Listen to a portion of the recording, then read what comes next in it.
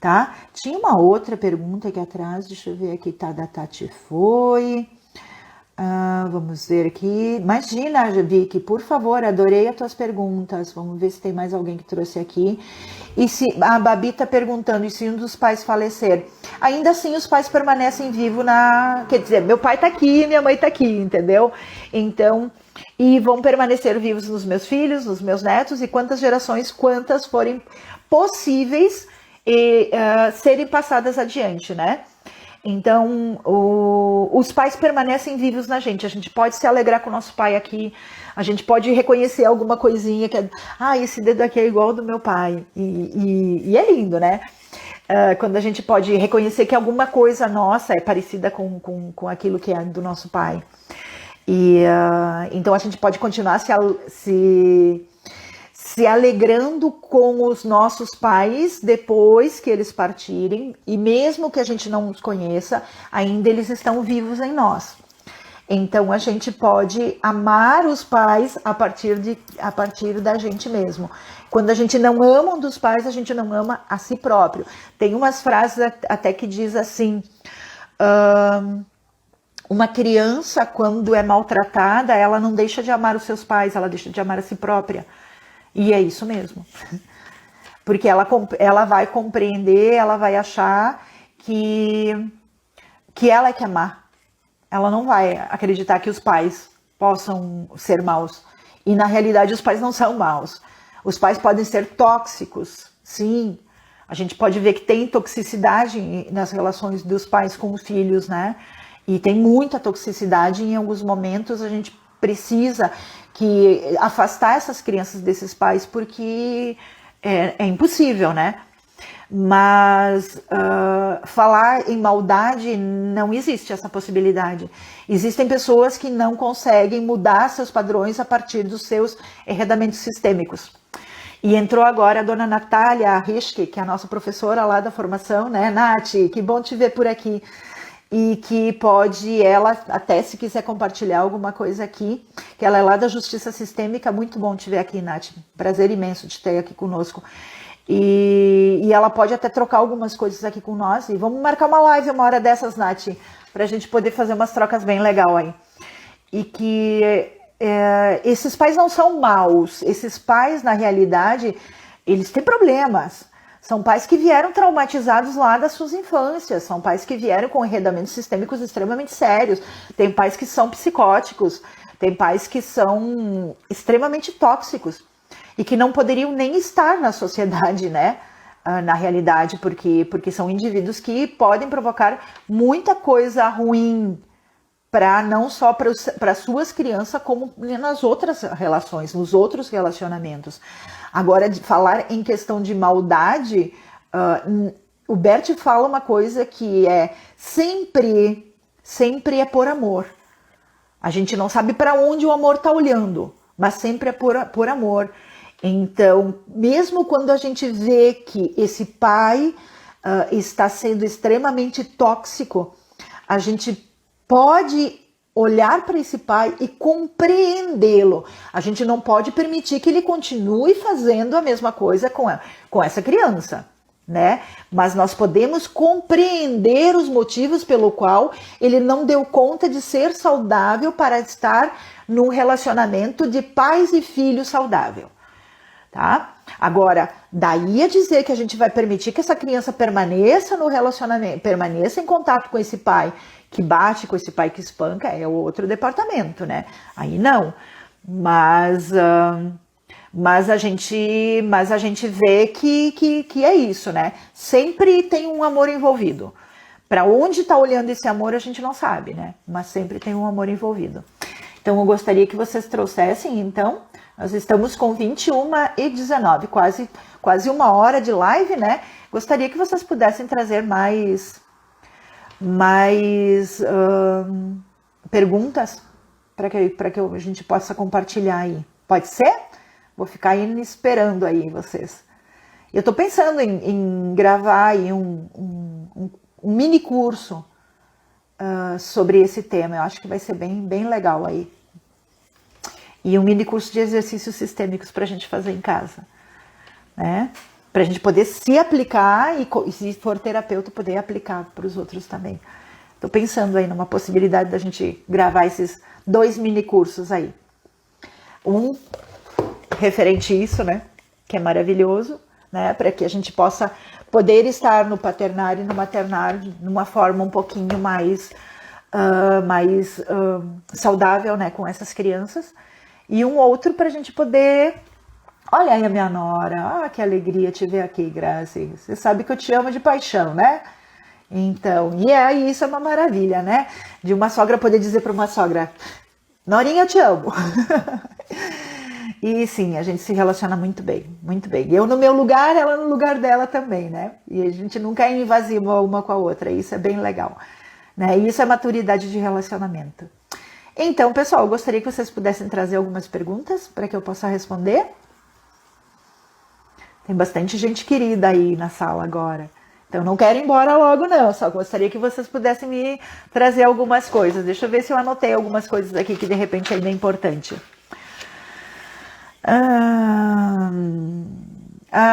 Tem uma passagem que o Franz Rupert traz também, que é nos livros dele, é que quando uma mãe vem traumatizada, né, ela já vem lá, a mãe já não vem inteira, certo? Então, aqui uma parte aqui da minha cabeça, né? Uma parte minha já vem traumatizada.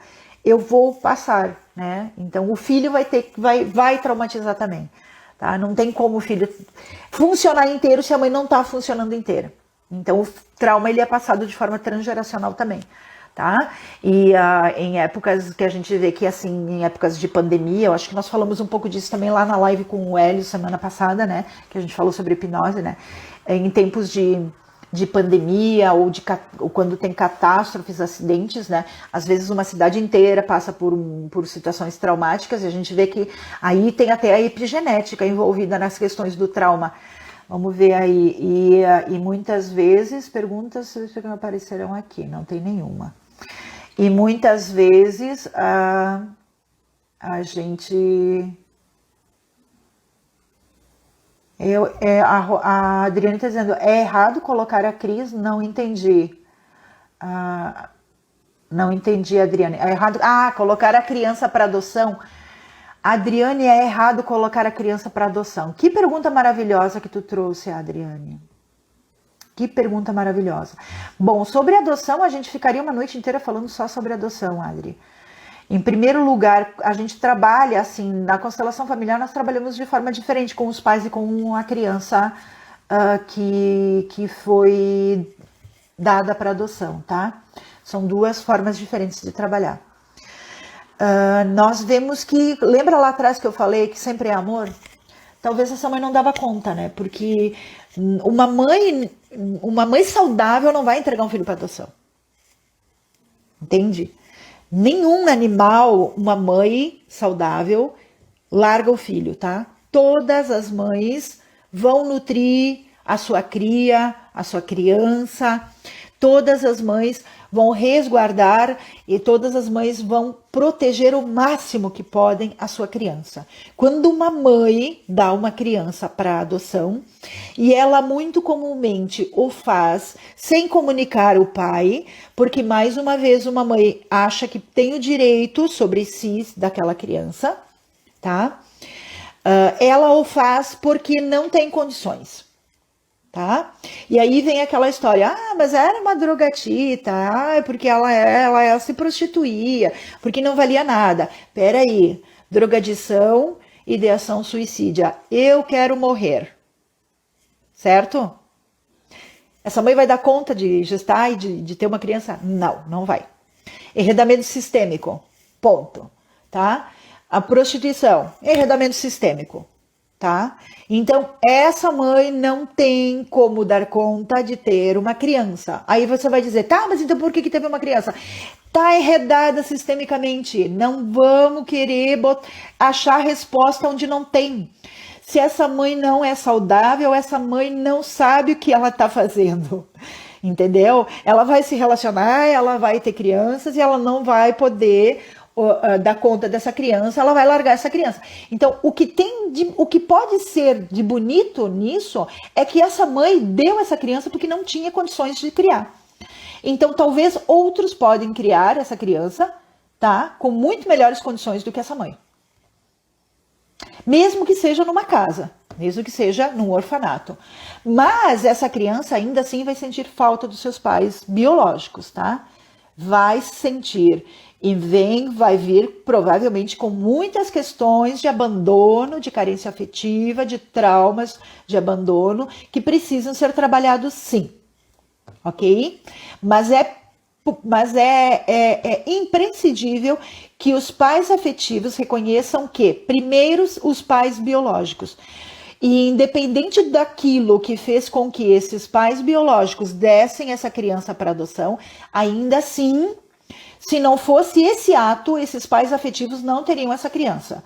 Então eu reconheço que eu sou menor que vocês, porque eu só tenho essa criança por conta das dificuldades que vocês tiveram. Então vocês vêm antes que eu. E eu respeito e permitem que a criança possa olhar para esses pais biológicos e possa colocá-los no seu coração para que ela possa se amar no futuro. Veja se eu respondi agora, Adriane, a tua pergunta. Nath fala da importância dos educadores no olhar das crianças. Sim, Cris. Na realidade, a pedagogia sistêmica vem aí, né, com um olhar todo dentro do que a criança, quando chega na sala de aula, né, ela chega com o pai e a mãe dela na sala de aula, entendeu? Porque ela é o reflexo total daquilo que ela tá vivendo em casa, daquilo que existe lá na casa dela. Então, ela vai para a sala de aula, ali tem o papai e a mamãe dela, ponto.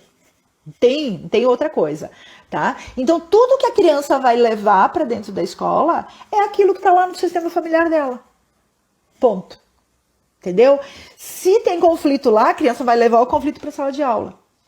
Se tem amor, a criança vai levar amor em sala de aula. Se os pais brigam, a criança vai trazer isso em sala de aula. E aí vem o bullying, aí vem a violência escolar, aí vem todas essas questões que a gente vê. A questão da hiperatividade, a gente vê que a criança tem pressa para voltar para casa, porque em casa ela tem coisas mais importantes para fazer do que na escola. O déficit de atenção é como é que eu vou me focar aqui nesse conteúdo, né? Como é que eu vou me focar nesse conteúdo que essa professora está passando, se lá em casa as questões que eu tenho são mais importantes e tomam conta da minha mente. Esse é o déficit de atenção. Tem algumas referências também quanto à questão da linguística, né?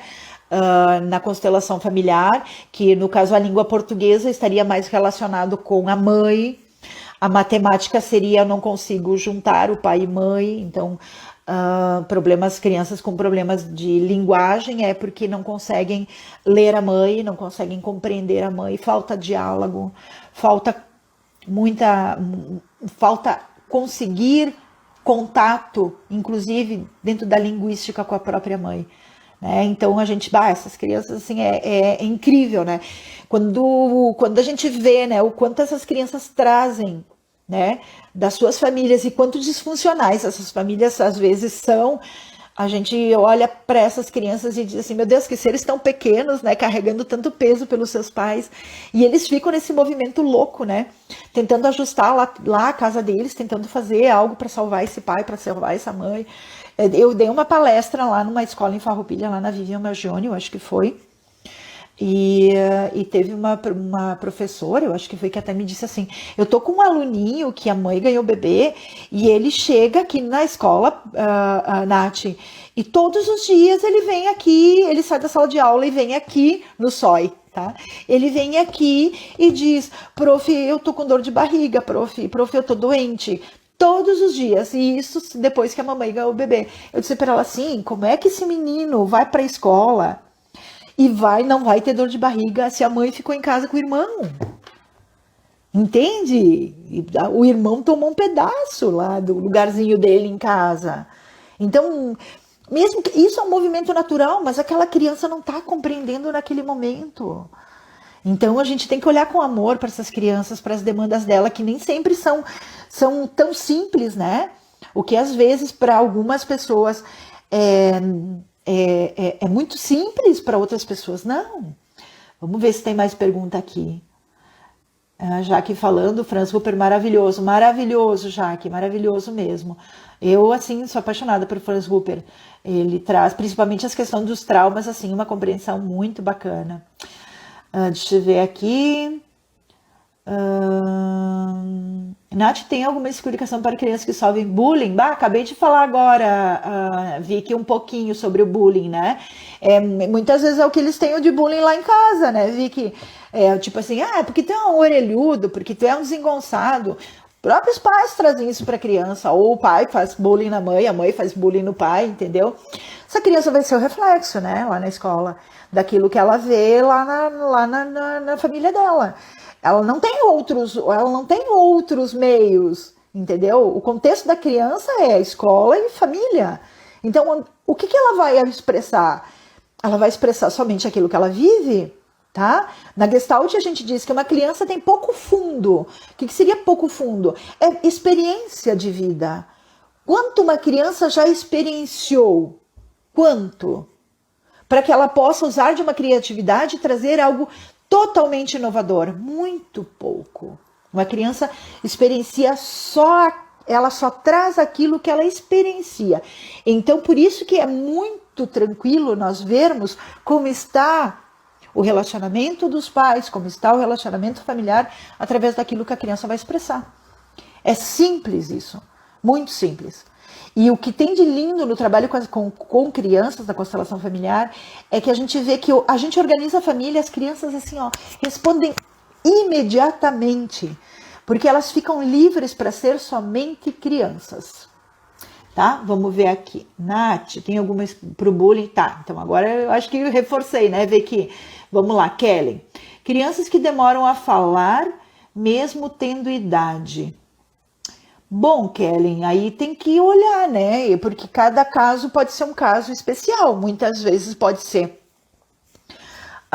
Tem que descartar todas as possibilidades que tem a ver com alguma condição até. É que tem que ver se está dentro do período também que fala, entendeu? Muitas vezes. Sei, tem que botar no campo aí para saber se de repente tem alguma coisa sistêmica envolvida aí, né? Porque muitas vezes pode vir também de muitas gerações passadas. E é bom dar uma olhada, né? Para ver o que está acontecendo, que idade tem a criança, se realmente já está disfuncional, se ela já deveria estar falando, né? Se os pais estão facilitando esse processo dela para ela não se comunicar verbalmente, atendendo às necessidades dela através daquilo que ela manifesta como necessidade, sem ela precisar se expressar.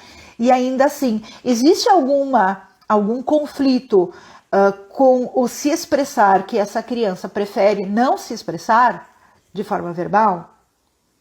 Existe alguma coisa dentro da fonética para ser trabalhada? Bem amplo aí, Kelly, não sei te responder sinceramente, sem a gente poder fazer uma avaliação realmente e olhar para isso de uma forma bem mais pessoalizada.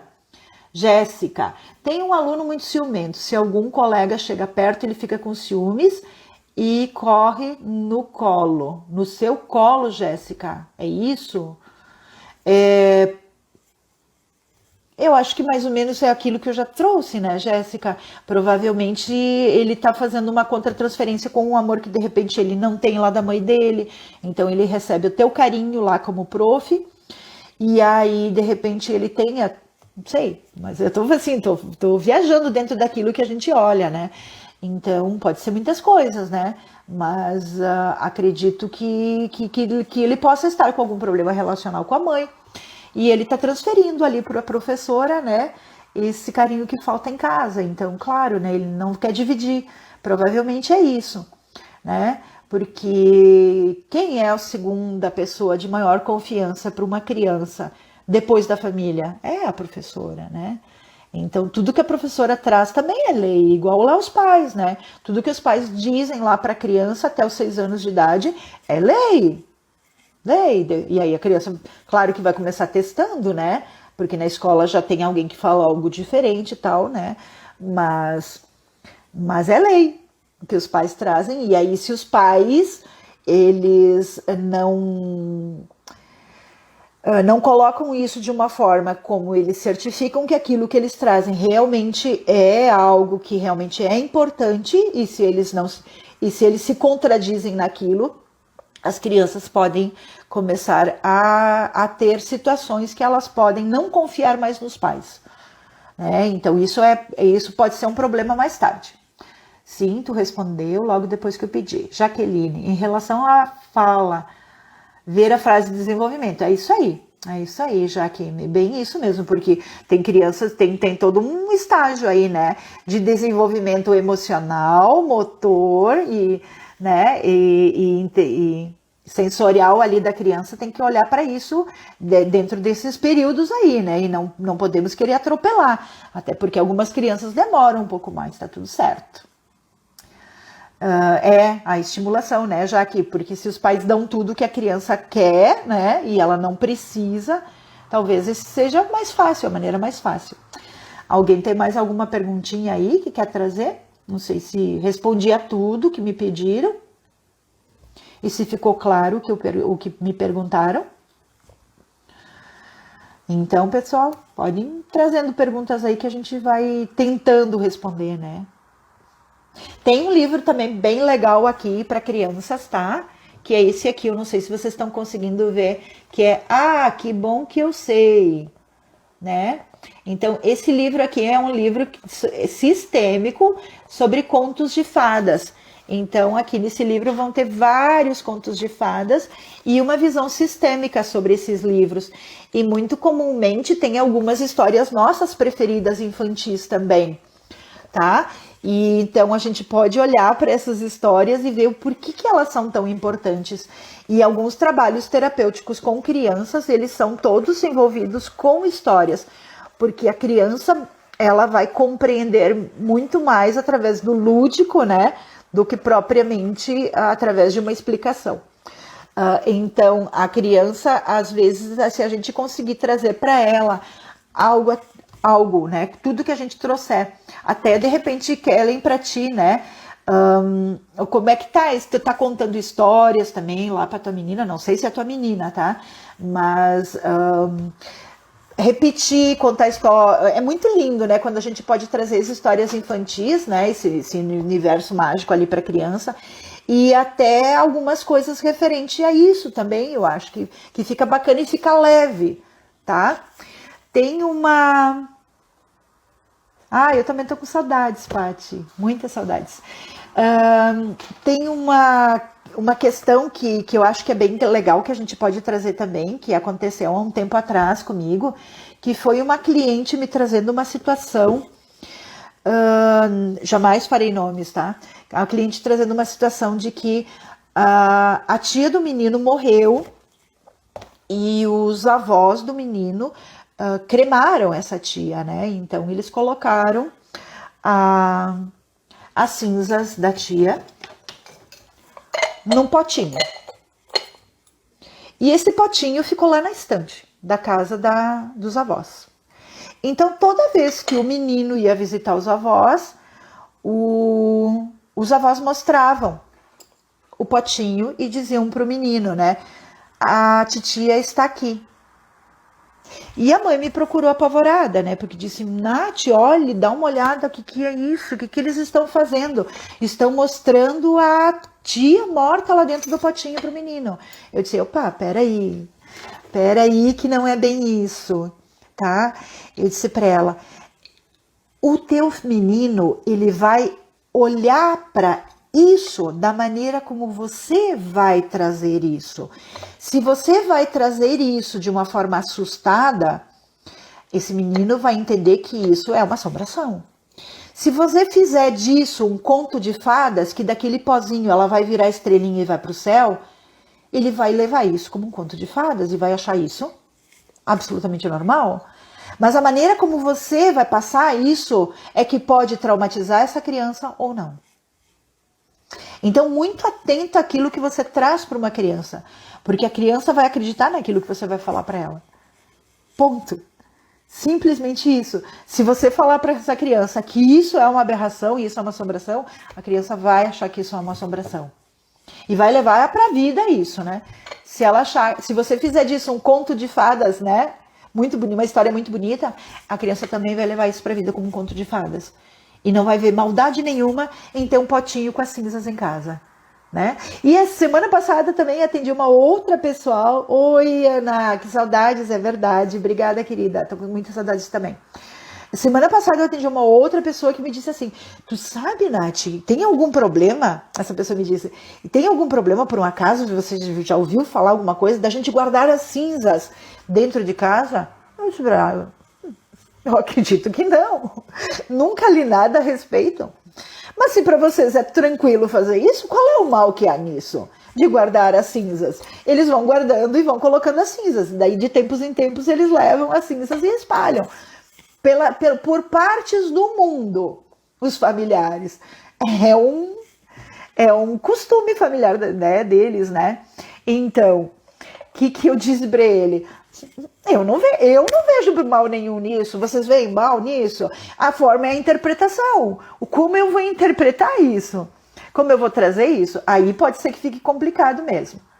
Alguém tem mais alguma pergunta? Bacana, né? Isso sobre essa questão da cinza ficou muito legal. Eu achei bem interessante isso, porque houve duas situações muito próximas uma da outra que eu achei que era bacana a gente compartilhar aqui. E para ver o quanto as crianças elas vão se focar naquilo que a gente traz para elas, né? Então, vamos fazer assim, vamos deixar um pouco mais leve, né? Trazer uns contos de fadas com os finais mais felizes, alguns outros nem tão felizes, reais também, né? Porque a criança não pode também só imaginar que tudo é um conto de fada, né? A criança precisa dos limites dela. Mas para algumas situações talvez seja mais fácil ela assimilar se for trazido isso de uma forma mais lúdica, né? Através de metáforas, contos de fadas. Para a criança fica mais fácil ela ter algumas compreensões. E aí, então, mais alguma coisa? Ou vamos encerrando por aqui? Falei que gastei a voz hoje, né? Isso que eu tava meio travada quando comecei. Então, esse livro aqui também é bem legal, tá? Para vocês, quem quiser ler, né? Bem interessante, porque tem toda uma visão sistêmica aqui dos contos de fada.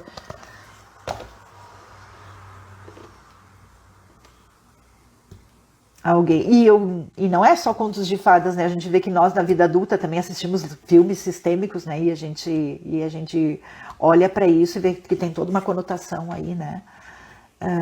Bem legal. Pessoal, mais alguma coisa? Vamos ver se alguém trouxe alguma coisa aqui. Eu não estou conseguindo ler as perguntas. Vamos ver. Aqui. Achei. Nath, doença de refluxo, teria algo com constelação? Normalmente sim, Helena. Normalmente sim. Normalmente sim. Claro, né? Nem tudo é... Quer dizer, tudo é sistêmico, né? Nem tudo é transgeracional, né?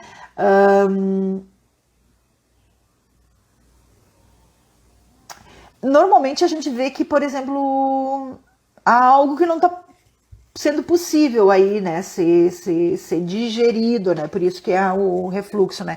A gente vê esses movimentos dentro da psicossomática também, algumas coisas nesse sentido, né. Então, alguns exercícios sistêmicos dá para fazer bem legal. Porque criança é que nem tirar com a mão, tá, Helena? A gente faz assim e elas melhoram rapidinho, tá? Então, é bem provável que existam algumas coisas aí que a criança ainda não está conseguindo dar conta de tomar por inteiro, tá? Que precisa ainda devolver um pouco, que isso ainda não está bem redondinho. Isso é uma visão totalmente sistêmica dentro daquilo que a gente vê nos livros, né? Nada que de repente você venha colocar no campo que não venha trazer um outro olhar. Obrigada, Márcia. Nath, sempre aprendendo contigo. Muito grata que você veio. A Márcia está lá na praia, né? E está me assistindo. Com saudades de ti, Márcia. Jaqueline, gratidão, sempre sendo contribuição. Você também, Jaqueline, muito obrigada. Muito obrigada por ter vindo. Pode instigar.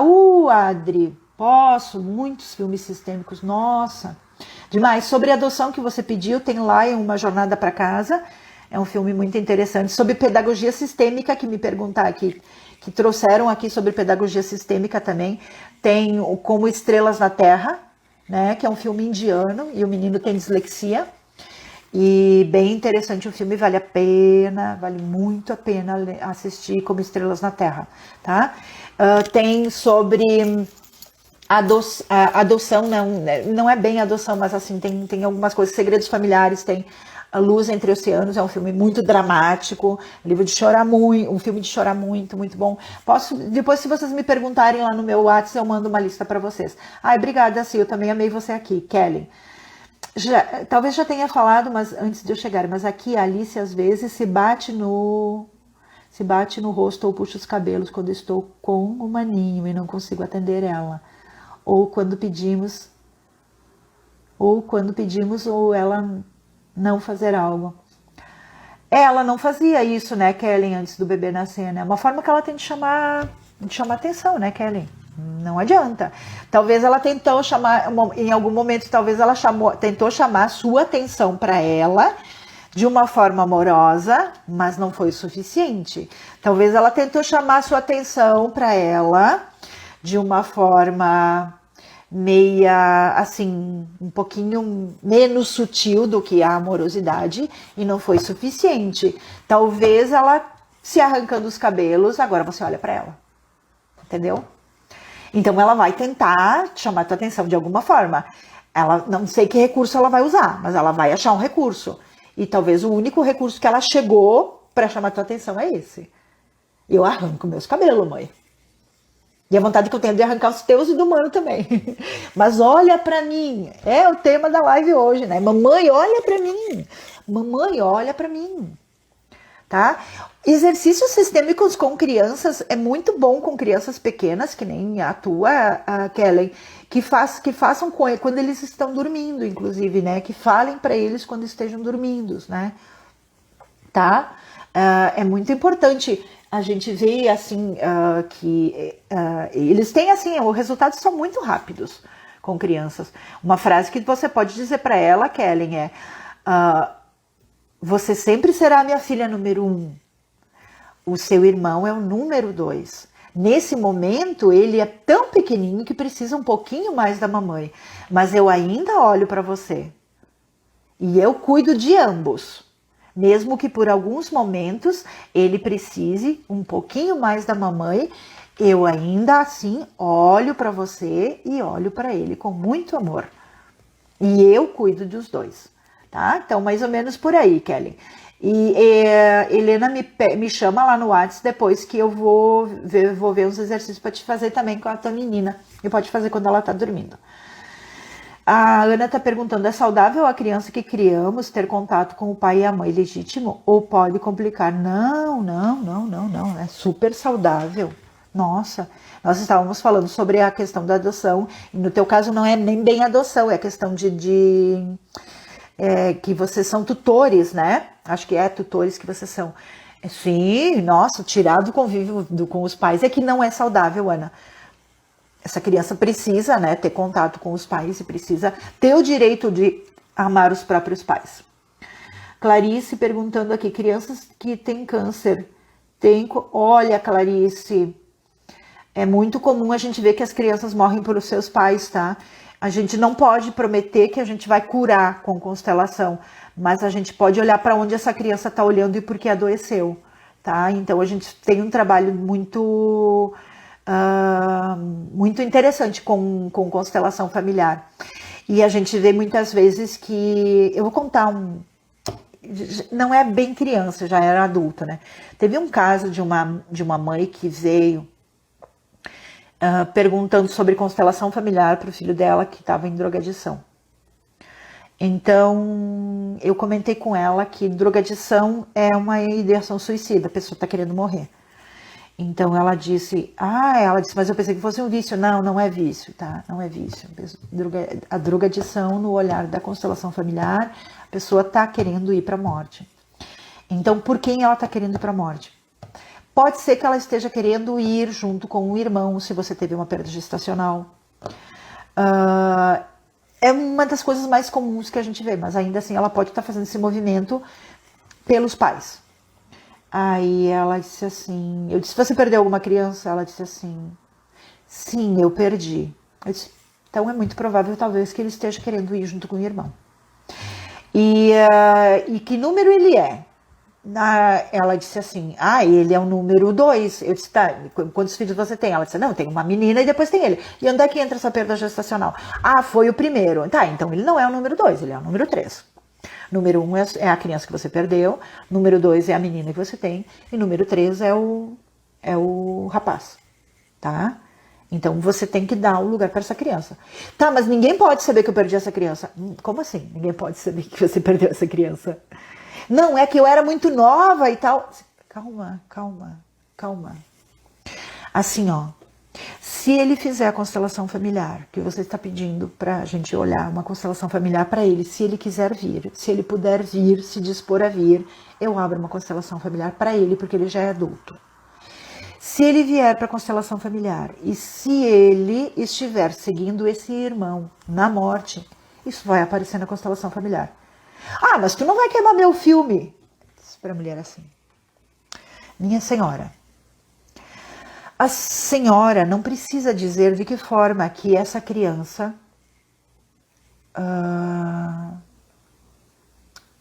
não veio ao mundo. Mas é preciso, e os irmãos que vêm depois têm todo o direito de saber qual é o seu lugar dentro da família. Então, não, mas é que ninguém pode saber. Eu nunca contei isso para ninguém e esse segredo vai morrer comigo e agora só contei para ti. Eu não carrego segredos de ninguém, em primeiro lugar. Em segundo lugar, se ele vier para a constelação, e se mostrar que esse movimento de morte dele é seguindo o irmão que foi abortado, eu vou ter que incluir esse irmão na constelação para ele não ocupar o lugar do irmão que morreu. Mas então ele não vai para a constelação. Eu disse para ele, sim, minha senhora, é sempre assim. Antes você do que eu. E isso é uma frase do Bert, que o Bert fala, inclusive, sobre o livro. Ele tem um livro que é O Sacrifício das Crianças, onde os pais usam as crianças para salvar-se. E isso já acontecia lá na história, lá na Bíblia, lá em tempos ainda, nem que Jesus ainda nem estava, nem havia nascido, né? Onde se pedia o sacrifício das crianças para salvar os pecados dos pais. E diz que lá em Canaã tinha um grande forno. E então os pais levavam as crianças e botavam as crianças nesse forno, porque segundo o que eles acreditavam é que Deus o absolveria de todos os pecados se eles entregassem suas crianças para um Deus. Então eles queimavam as crianças nesse forno e eles ficavam cantando em voz alta numa fogueira ali, eles ficavam cantando ao redor daquela fogueira para poder não ouvir o grito das crianças. Então, esses sacrifícios que fizemos com as crianças, nós fizemos com as crianças até hoje. Quando nós não resolvemos as nossas questões, quando nós não olhamos para aquilo que é o que é nossa obrigação, nós transferimos aquilo para que a nossa criança faça. Como exemplo daquela mãe que dizia que então o filho não ia mais para a constelação, na possibilidade de alguém saber que ela teria tido um aborto quando muito jovem. Então o pai disse para o filho, você em meu lugar, você no meu lugar. E o filho diz, como o filho é pequeno e o filho vai amar o pai e a mãe para sempre, o filho deve a vida, né? Porque se ele recebe a vida dos pais, a criança principalmente, né, acha que os pais merecem que ela sacrifique a própria vida por eles. Então as crianças se sacrificam pelos pais. Então, Clarice, às vezes as crianças têm câncer para salvar os pais da morte. Então é preciso olhar com muita seriedade qual é o envolvimento sistêmico que pode haver e por quantas gerações ainda pode haver envolvimentos sistêmicos que essa criança precisou adoecer de uma forma tão grave e tão séria a ponto de colocar a sua própria vida em risco, tá? Agora eu fui longe demais aqui. Lion é lindo, sim. Luz entre Oceanos é lindo também. Casa do Vidro é maravilhosa. Não vi, Jaque, obrigado pela dica. Me manda lá no WhatsApp depois, porque esse eu tenho que ver. Casa de Vidro eu não vi. Kelly, emocionada aqui, obrigado de coração. Farei sim, tá bom, Kelly? Obrigada, meu amor. No meu caso, ele teve câncer no braço direito, que teve que amputar. Olha, é bom bom a gente olhar para isso, Clarice, uma hora que você quiser, viu? Bem interessante isso. Não sei, pode ser que venha da linhagem da mãe, pode ser que venha da linhagem do pai, não tem a menor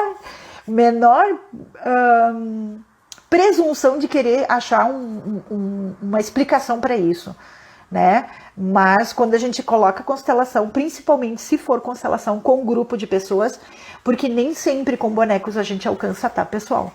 Só para vocês saberem que nem sempre na constelação individual a gente chega, a gente às vezes precisa da constelação com um grupo de pessoas para olhar para onde vai essa constelação e ver também se a gente tem autorização para fazer alguma coisa ou não, porque muitas vezes a gente também não tem autorização de mexer, tá? E muitas vezes câncer a gente não tem autorização de mexer. Muitas vezes em questões de segredos familiares a gente não tem autorizações de mexer, tá? Porque às vezes segredos familiares são mantedores de uma família inteira dentro daquele formato, daquele jeito, né? Então quem sou eu, consteladora, quem vai lá e querer abrir um segredo familiar? Nem pensar. É bem quietinha aqui eu no meu canto, né? E só olhar aquilo que realmente o campo possibilita que seja visto. E aí aquilo que o campo possibilita que seja visto, sim. Aí nós trabalhamos com muito amor, muito respeito, muito respeito, muito amor. E coragem, né? Porque muitas vezes a gente precisa bastante de coragem, né? Ai, vamos ver lá que horas nós estamos. Nós estamos com 21h56. Eu acho que a gente pode ir encerrando. Eu vou deixar aberto mais uns minutinhos aí para mais umas 2 perguntas e depois a gente encerra. Pode ser, pessoal? Então, se alguém tiver ainda mais alguma pergunta, vamos lá. Mais alguma perguntinha e depois a gente pode ir encerrando, porque já são... Já trocamos bastante. E se ninguém tiver, a gente também pode ir se despedindo e a live deve ficar pronta lá. Ficar pronta, não, pronta ela já tá. Vai ficar salva lá na minha timeline, se alguém quiser indicar para outras pessoas assistirem, né? Também, porque tem alguns conteúdos aqui que são bem interessantes mesmo. Eu, particularmente, sou apaixonada por isso que eu faço, né? Então, pela constelação familiar, né? Por esses movimentos sistêmicos. Gratidão você, Clarice, por ter trazido isso, né? E é algo tão especial, né, para vocês, né? E a gente vê que é tanto amor, né, envolvido, né? Aí que olhando para isso com muito carinho, com muito respeito também, tá? E a gente também tem que considerar algumas coisas que é muito importante, que é que algumas coisas que se apresentam. Oi, Clélia, não deu tempo de ver, sim, depois olha lá. Muitas vezes as coisas se apresentam como destino daquela pessoa e às vezes a gente não tem autorização de mexer. E também não queremos ter a presunção de querer saber tudo e achar explicação para tudo, tá? Aquilo que é possível a gente olha, aquilo que é possível a gente botar um toque de amor, de carinho, respeito e poder trazer uma vida mais leve para essas pessoas, principalmente para as famílias que têm destinos tão difíceis, né? A gente dedica um tempo para isso com muito respeito, né? Só quem vem também de sistemas familiares que teve assim, destinos bastante pesados, a minha família teve destinos muito pesados, e é que a gente sabe que a dor é, como nós falamos lá na live do Hélios, né? A dor é do sentidor, então a gente não diminui a dor de ninguém, mas vamos olhar para tudo com muito amor e muito carinho. Gente, então vamos lá, se despedindo, um grande beijo, obrigada a todo mundo que veio, obrigada mesmo. Se vocês têm alguém que possa interessar algum assunto que foi trazido aqui, vai ficar salva lá então no meu Insta, então pede para ir lá olhar e revisar. Em alguns momentos não ficou tão bom, mas, né, teve uma época que eu ficava muito mais preocupada que ficasse perfeito, hoje já não me importo mais, tá? Para mim tá certo como tá e tá tudo bem também, ok? Gratidão a todos que estiveram aqui e sábado, então, pessoal da formação, das 14 às 17 horas estaremos juntas no Meet, vou passar a sala lá para a gente fazer umas trocas bem legal. E Helena pode vir se estiver disponível em algum momento, né? Bom, a Helena está nos grupos aí, vai poder estar conosco, né? E então é isso. Uma grande noite para todo mundo. E qualquer coisinha, se tiver alguma pergunta que não ficou respondida, né? Manda lá no meu privado, né? Manda lá no meu direct também, né? Que eu respondo para todo mundo, tá? Beijo grande, uma ótima noite.